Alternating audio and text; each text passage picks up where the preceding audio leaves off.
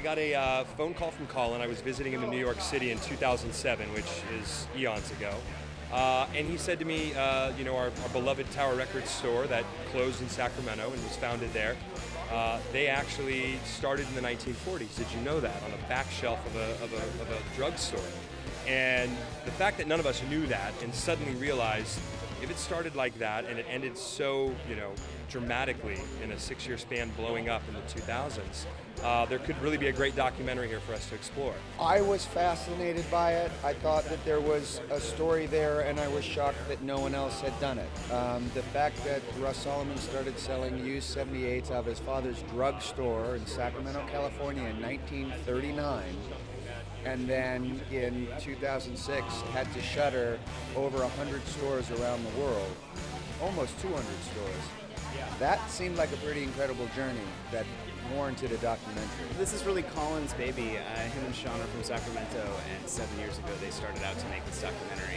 When Colin and Sean came to me with this project, it was something that I was very interested in because I went to Tower Records when I was a kid, and I loved shopping there, and I loved buying records, and I loved music. Colin Hanks called me and said, we're doing a movie about Tower, and I said, really? As a Tower employee, we didn't know anybody gave flying poop about this, basically.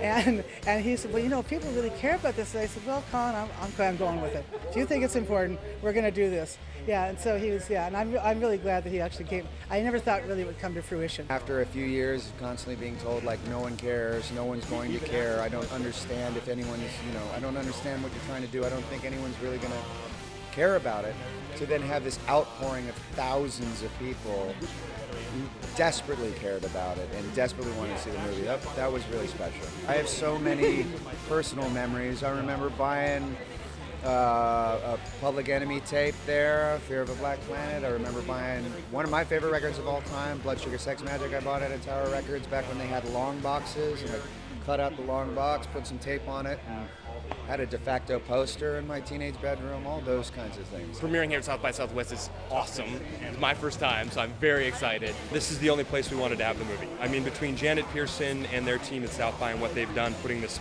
program together and every program they put together, and then the music element of what goes on with South by Southwest, it was a no-brainer. It's the perfect fit for our documentary. This is pretty great, because even at the beginning of this whole thing, I always wanted to premiere it at South by.